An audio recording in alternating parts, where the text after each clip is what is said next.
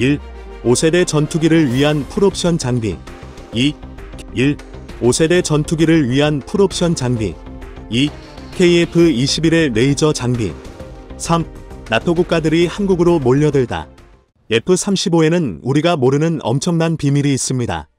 바로 일부 핵심 부품이 국산이라는 것인데요. 그것도 꽤 중요한 고가의 정밀 부품입니다. 그것은 바로 조종관인데요. 정확히는 F-35의 조종관을 구성하는 스위치 22개 중 무려 12개가 국내의 한 기업에서 생산됐습니다. 이 기업의 이름은 성전테크원인데요. F-35뿐만 아니라 세계적인 베스트셀러 항공기만 F-16에 들어가는 스위치 역시 납품 중인 명품 방산기업입니다. 심지어 국산 항공기 KT-1, D-50, KF-21에 들어가는 모든 조종관용 스위치도 국내 업체가 개발한 것입니다. 또한 K2 흑표 전차에 탑재된 전차장용 조종관과 도산 안창호급의 조종관도 모두 이 업체의 스위치가 들어갔습니다. 이렇게 보니 첨단 무기에 들어가는 스위치라는 스위치는 전부 국내 중소 방산기업이 만들었다고 해도 과언이 아닐 정도입니다. 이처럼 대한민국에는 우리가 모르는 숨은 기술을 가진 기업들이 아주 많습니다. 정밀 무기 하나에 수천 개의 부품이 들어가는 만큼 어찌 보면 아주 당연한 이야기인데요. 하지만 우리 국민들은 이런 세세한 장비를 만드는 기업들에 대해 잘 말 수 없습니다. 우리가 상상하지 못할 정도의 굉장한 장비를 만드는 방산기업이 아주 많음에도 불구하고 이런 내용이 잘 알려지지 않은 게 사실입니다. 이는 정말 굉장히 애석한 일입니다. 오늘은 대한민국 곳곳에 숨어있던 명품 방산기업의 여러 기상천외한 제품과 그에 얽힌 숨은 이야기에 대해 알려드리겠습니다. 옛날 영화에서 전투기가 나오면 파일럿들이 꼭 이 대사를 외친 뒤 미사일을 발사합니다. FOX는 공중전에서 모사를 방지하기 위해 만들어진 약어인데요. 조종관에서 스위치를 눌러 미사일을 발사하기 전 이뤄지는 최후의 안전장치라 할 수 있습니다. 그런데 만약 조종사가 스위치를 누르지도 않았는데 미사일이 자기 멋대로 발사되면 어떤 일이 일어날까요? 아마 아주 작은 단거리 공대공 미사일이라 할지라도 수십 명이 죽거나 다칠 것입니다. 따라서 전투기의 조종관 스위치는 조종사가 발사를 결심하고 직접 누르기 전까지 절대로 작동하지 않아야 합니다. 반대로 일단 눌렀다면 무조건 발사돼야 하는데요. 그래서 조종관에 들어가는 스위치는 굉장히 정밀하고 비쌉니다. 작은 스위치 하나의 가격이 가뿐히 100만 원을 넘을 정도입니다. 조종관 스위치를 개발한 업체 대표에 따르면 고가인 F-35용 조종관은 아예 여유분을 생산하지 않을 정도입니다. 심지어 너무 정밀한 작업을 하다 보니 대부분의 작업을 손으로 진행할 정도인데요. 이렇게 정성을 들여 만들어지다 보니 세계적으로 인정받은 스위치 제조업체가 됐다고 전했습니다. 하지만 우리 기업이 처음부터 충분한 기술력을 갖춘 세계적인 스위치 회사였던 것은 아닙니다. 2002년 F-35용 스위치 수출을 계기로 발전했는데요. 지난 2002년 미 국방성으로부터 F-35 조종관 개발을 의뢰받은 세계 최고의 군용 조종관 제작 기업인 에식스가 국내 방산업체의 스위치 개발을 의뢰했습니다. 사실 이는 너무 엄청난 소식이라 직원들이 사기일 테니 상대할 필요가 없다고 이야기할 정도였습니다. 그런데 개발 과정은 그들이 생각하는 것 이상으로 더 엄청났습니다. 불에 잘 타지 않고 가벼우며 전후좌우 네 방향으로 움직여지고 가운데를 강하게 누르면 화면 메뉴를 선택할 수 있는 스위치를 만들어야 했는데요. 연구진에 따르면 요구사항에 맞는 완벽한 스위치를 개발하는데 무려 1년이 걸렸다고 밝혔습니다. 그리고 이후 2년간 에식스가 추가로 요구한 6가지의 스위치를 추가로 개발하면서 기술을 축적했습니다. 이런 내용만 보더라도 국내에는 잘 알려지지 뿐 멍청이나 기술력을 가진 국내 방산기업들이 아주 많습니다. 그래서 우리 군 역시 국내 영세업체를 지원하기 위해 다양한 사업을 진행 중입니다. 해외 방산시장에 진출할 수 없는 작은 기업을 돕기 위해 대기업과 함께 진출하도록 하거나 입찰해서 중소기업이 쉽게 입찰할 수 있도록 여러 혜택을 제공 중인데요. 하지만 이에 대한 문제도 많습니다. 대표적인 사례가 PRC-999K 안테나 방산 비리 사건입니다. 지난 2021년 4월 국내 언론을 통해 충격적인 사실이 보도됐습니다. 우리 군이 1993년 국산화에 성공해 전군에 배치한 PRC-999K의 안테나가 짝퉁 중국산이라는 내용이 보도됐기 때문입니다. 2017년부터 안테나를 공급한 업체가 단가를 낮춰 이윤을 높이기 위해 기존 안테나에 사용되던 합금강이 아니라 중국제 스테인리스강을 사용한 것입니다. 심지어 그 수량이 무려 3만 천여 개에 달했습니다. 이에 따라 한동안 우리 야전부대에서 나뭇가지에만 스쳐도 만 티가 나가 휘어서 무전이 불가능하다는 황당한 보고가 쏟아졌습니다. 만약 이것이 전시였다면 작동하지 수천 명이 목숨을 잃을 뻔한 것입니다. 그럼 대체 군은 상황이 이 지경이 되도록 뭘 하고 있었던 것일까요? 물론 우리 군이 아예 놀고 있던 것은 아닙니다. 안테나에 대한 항의가 빗발치자 2020년 9월 군사경찰을 투입해 방산 비리 조사에 들어갔는데요. 그런데 결과가 황당합니다.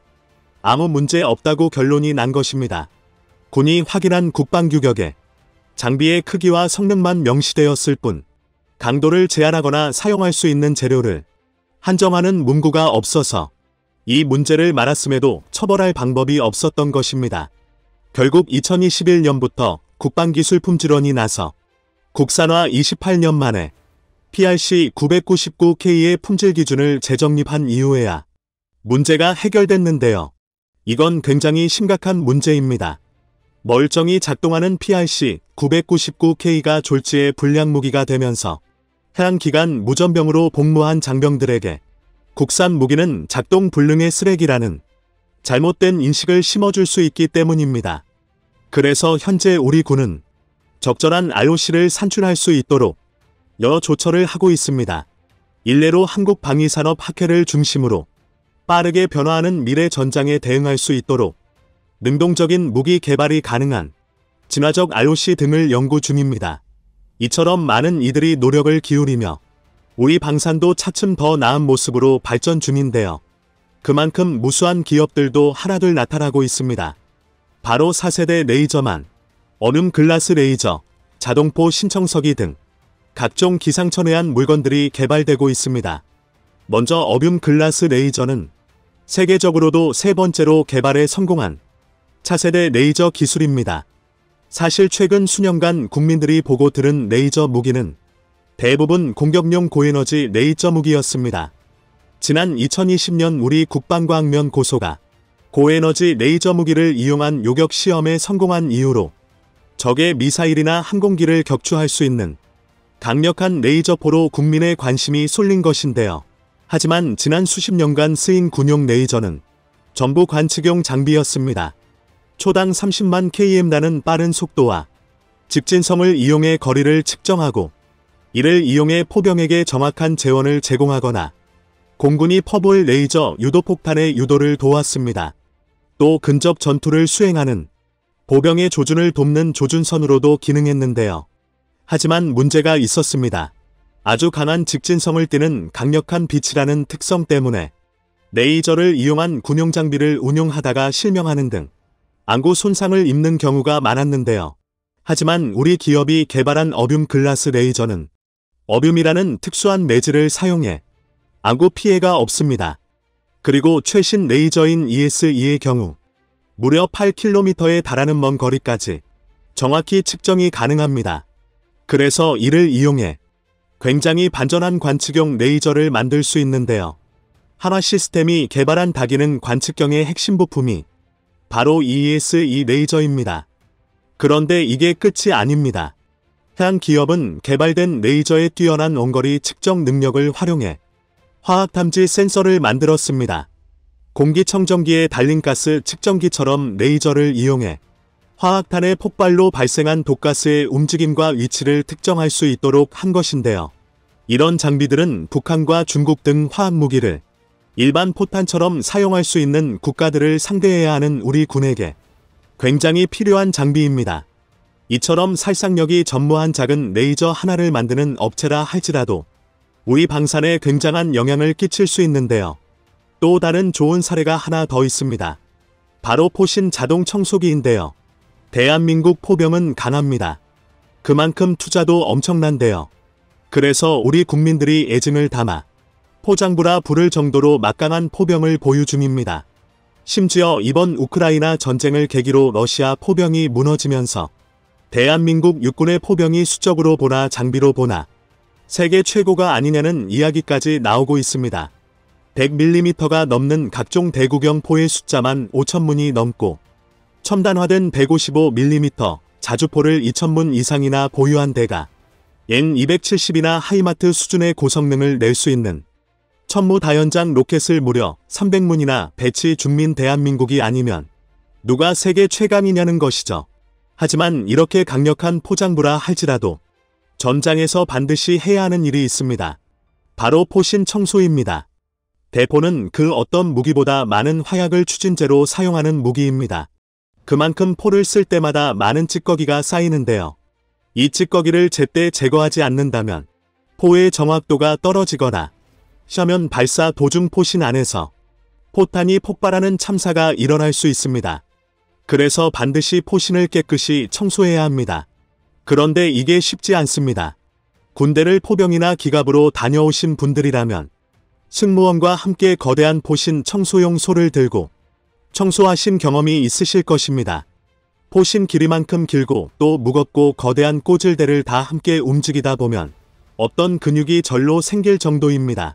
특히 포신 길 2만 9m에 달하는 K9의 경우에는 적어도 5명에서 8명이 달려들어 어깨 높이로 잡은 꽂을대를 노젓는 죄수처럼 왕복시켜야 합니다. 심지어 그 시간이 3시간에 달하는데요. 이는 그야말로 중노동 저리 가라입니다. 그런데 이런 포신 청소는 전쟁터에서도 해야 합니다. 오히려 온종일 포를 쏴야 할 때도 있으니 더 자주 하고 세심하게 해줘야 하는데요. 이래서야 포격전이 아니라 포신 청소를 하다가 전사할 판입니다. 그래서 한국은 이런 불필요한 낭비를 막기 위해 자동 포구 청소기를 개발했습니다. 주로 전차에 쓰이는 활강포용과 자주포에 쓰이는 감선포용 두 종으로 개발됐는데요. 개발자에 따르면 강선포용 개발이 특히 어려웠다고 합니다. K9에 있는 48개의 강선에 맞춰 48개의 솔이 정확하게 작동해야 했고 세척 유가 포신에 골고루 뿌려지는 아주 정밀하고 완벽한 성능을 요구했기 때문입니다. 이런 고난도 기술로 인해 한때 개발이 멈춰섰을 정도인데요. 하지만 포기하지 않고 개발에 매진한 결과 세척 과정에서 세척유를 골고루 뿌려주면서 모든 강선을 완벽하게 청소하는 포신용 청소기를 개발하는 데 성공했습니다. 이에 군이 크게 만족했는데요. 그래서 이제는 K9이기에 군이 크게 만족했는데요. 수출된 외국이나 비슷한 포신의 대포를 운용하는 국가들의 수출을 타진할 정도입니다. 2021년 7월 기준 국방기술품질원에 등록된 중소방산기업의 수는 총 2226개에 달하며 그들이 등록한 방산기술은 무려 4201건에 달합니다. 이를 통해 대한민국의 자랑스러운 방산 무기들은 그저 돈을 퍼부어 개발되는 것이 아니라 우리가 모르는 곳에서 우리 방산 기술자들이 밤새워 흘린 피와 땀으로 만들어진 것임을 알 수 있습니다. 최근 우크라이나군 사이에서 충격적인 괴소문이 돌고 있습니다. 러시아군이 단 2명만으로도 운용할 수 있는 신개념 전차를 전쟁에 투입했다는 소문인데요. 놀랍게도 이건 괴소문이 아니라 팩트입니다. 현재 우크라이나 전장에는 심심찮게 승무원 2명이 탑승한 대전차가 등장하고 있습니다. 그렇다면 러시아가 정말로 대한민국이나 미국도 아직 개발에 성공하지 못한 최첨단 자동화 전차를 개발하는데 성공했느냐 하면 그것도 아닙니다. 러시아군의 2인 전차는 어디까지나 강제로 벌어진 참상인데요. 만성적인 병력 부족에 시달리는 러시아군이 울며 겨자 먹기로 2명의 승무원만 태운 채 전차를 운용하고 있는 것입니다. 그나마 T-64A부터는 자동장전 장치가 탑재된 덕에 조종수와 포수만으로 어떻게든 이동은 하고 포는 쓸 수 있는 건데요. 하지만 이를 바꿔 말하면 전차에 전차장이 없다는 의미입니다. 언뜻 봤을 때 전차를 조종하는 조종수나 적을 조준하고 포를 사격하는 포수에게 비하면 전차장이 꼭 필요한가 의문이 들 수 있는데요. 그러나 일반적인 통념과 다르게 전차장은 전차 운용에 없어서는 안 될 존재입니다. 이는 전차장의 관측 장비가 포탑 안에서 가장 넓은 시야각을 확보할 수 있다는 것만 봐도 단적인 예로 밀폐 조종 시 조종수의 시야는 창문이라고 부르기도 민망한 작은 틈이 전부입니다. 이 때문에 사실상 시야각이 진행 방향인 전방에 고정되어 있습니다. 이는 포수도 마찬가지인데요. 조준경을 들여다보고 있는 포수의 특성상 시선이 포탑의 방향에 고정되기 마련입니다. 반면 전차장은 넓은 시야각으로 장애물을 파악하고 전차의 이동 경로를 결정합니다. 또 다음 목표물을 미리 찾고 포수에게 정보를 전달하는데요. 말 그대로 전차의 두뇌 역할을 담당하는 것입니다. 그런데 이런 전차장이 없다면 포수가 포를 한 발 쏘고 해치 밖으로 머리를 내밀어 주변 상황을 파악하거나 일일이 포탑을 돌려가며 사주경계를 해야 합니다. 말로만 들어도 느껴지겠지만 전시에 이런 행동을 한다는 건 불가능이나 다름없습니다. 이 정도면 차라리 전차를 운용하느니 트럭 위에 대전차포를 싣고 다니면서 게릴라전을 펼치는 게 오히려 효율이 더 높을 것 같은데요. 실제로 다수의 군사 전문가들은 러시아 기갑 전력의 허접한 전투력이 전차장의 부재 혹은 역량 부족 문제라고 분석하고 있습니다. 한마디로 뇌가 없는 꼴통 전차였다는 것입니다. 여기서 끝이 아닙니다. 최근 우크라이나군이 포로로 잡은 러시아군 전차 승무원들 사이에서 괴상한 공통점이 발견되고 있습니다. 그나마 전차에 3명의 승무원이 모두 탑승하고 있는 경우라도 소속이 모두 다른 경우가 흔하게 발견되고 있는 것입니다. 예를 들어 전차장은 바그네르 그룹 소속인데 조종수는 러시아 공수부대원이고 포수는 징집병인 식인데요.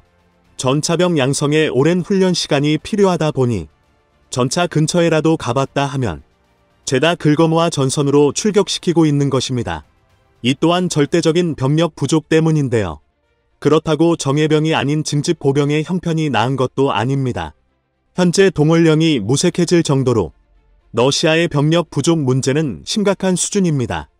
이를 증명하듯 최근 러시아 정부는 탈영병의 처벌을 기존 징역 5년에서 2배인 10년으로 개정했는데요. 뿐만 아니라 명령 불복종에도 10년, 자발적으로 항복한 병사에게도 최대 10년의 형벌을 부여함으로써 어떻게든 무너지는 군기를 다잡으려 하고 있습니다. 또 부족한 병력을 메우기 위해 흉악범 1,500명을 바그네르 그룹으로 입대시키려고도 했는데요. 그러나 아무리 흉악범이라 하더라도 러시아군에 입대하는 건 좀 아니다 싶었는지 격렬하게 저항 중이라 이마저도 여의치. 그도 그럴 게 현재 러시아 보병에게 지급되는 장비를 살펴보면 한심하다 못해 처참한 수준입니다. 2014년에 러시아가 자행한 크림반도 합병 사태 때 투입된 러시아군과 2022년 우크라이나 전쟁에 징집된 러시아군의 장구류 차이만 봐도 문제가 얼마나 심각한지 짐작해 볼 수 있는데요. 도대체 8년 사이에 무슨 일이 벌어진 건지 알 수 없지만 이런 꼴을 보고도 러시아군에 입대하고 싶어 하는 사람은 아무도 없을 것입니다. 이들은 러시아군 수뇌부의 공적 세우기에 투입되어 고기 방패로 갈려 나갈 게 뻔한데요. 이는 러시아가 전쟁에서 패배할 수밖에 없는 수많은 이유 중에서도 가장 뼈아픈 실책 중 하나입니다. 그간 압도적인 군사력의 미국과 맞서기 위해 비대칭 전력인 미사일과 각종 첨단 장비의 예산 대부분을 투자하고 반대로 보병의 화력 증강과 장비 확보를 등한시했던 결과다. 결국 문제를 일으킨 셈인데요.